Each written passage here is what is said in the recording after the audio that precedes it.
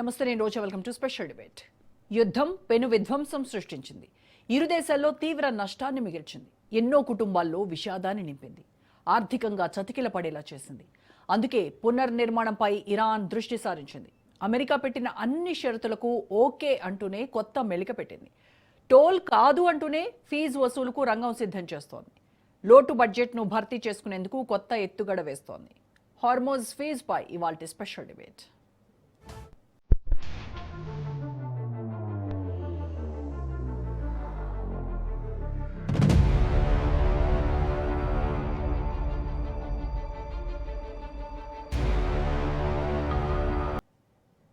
ప్రపంచ చమురు ఎగుమతులకు హార్మోజ్ జలసంధి జీవనాడి.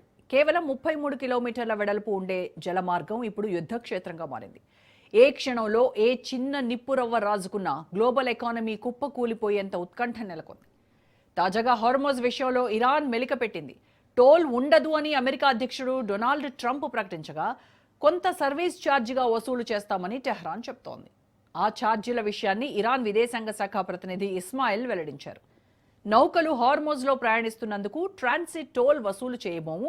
ఇదే విషయాన్ని ఎప్పటి నుంచో చెప్తున్నాం, కానీ నావిగేషన్ సర్వీసులు, పర్యావరణ పరిరక్షణ, నౌకలకు బీమా, ఇతర సముద్రయాన సర్వీసులకు మాత్రం ఛార్జీలు వసూలు చేస్తామని స్పష్టం చేశారు.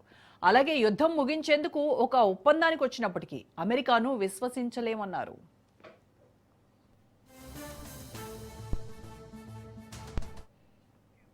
అంతర్జాతీయ సముద్ర చట్టాన్ని పర్యవేక్షించే యునైటెడ్ నేషన్స్ ఒప్పందాల ప్రకారం సరిహద్దుగా ఉన్న జలసంధి మీదుగా నౌకలు వెళ్లడానికి ఆయా దేశాలు ఫీజు వసూలు చేయడానికి అనుమతి లేదు.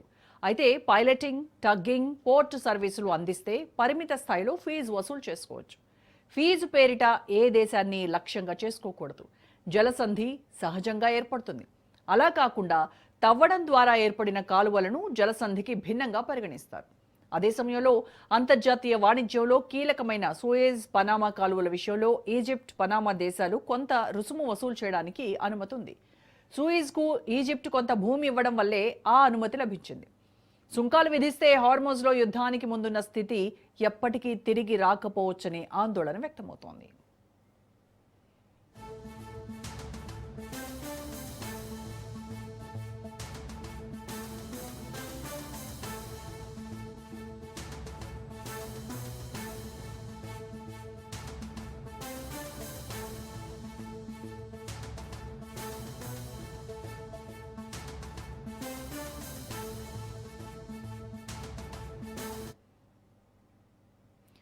ఉత్తరాన ఇరాన్, దక్షిణాన ఒమన్ వరకు వ్యాపించి ఉన్న కీలక జలసంధే హార్మోజ్. కేవలం 53 కిలోమీటర్ల విస్తీర్ణం కలిగి ఉంది. ఇక్కడి నుంచి వెళ్లే నౌకలపై ఫీజు వసూలు చేయడం ద్వారా సమీకరించినటువంటి డబ్బును తమ దేశ పునర్నిర్మాణానికి ఉపయోగించుకోవాలని ఇరాన్ భావిస్తోంది. ఇన్నాళ్లు ప్రపంచ దేశాలకు హార్మోజ్ ఒక అంతర్జాతీయ జలమార్గంగా ఉంది. ఎలాంటి ఫీజులు చెల్లించలేదు. అయితే ఇజ్రాయెల్, అమెరికా దాడులతో ఫిబ్రవరి 28న యుద్ధం ప్రారంభమైన దగ్గర నుంచి ప్రపంచం ఇంధన సంక్షోభంలో చిక్కుకుపోయింది. ఇండియా, పాకిస్తాన్, బంగ్లాదేశ్, శ్రీలంక దేశాల్లో చమురు ధరలు భగ్గుమన్నాయి.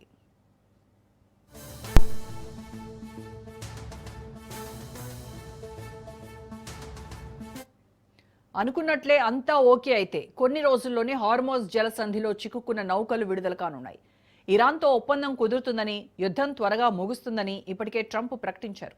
ఇరాన్ జాతీయ భద్రతా మండలి కూడా ధృవీకరించింది. దీంతో రేపటి కోసం ఉత్కంఠగా ఎదురు చూస్తోంది యావత్ ప్రపంచం. ఫిబ్రవరి 28న ఇరాన్, ఇజ్రాయెల్ మధ్య మొదలైన యుద్ధం పశ్చిమాసియాలో అగ్గిరాజేసింది.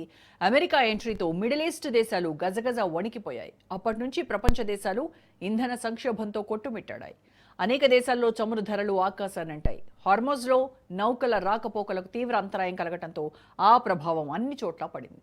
దౌత్య చర్చలు సఫలీకృతం అవుతుండటంతో యావత్ ప్రపంచం ఊపిరి పీల్చుకుంటోంది.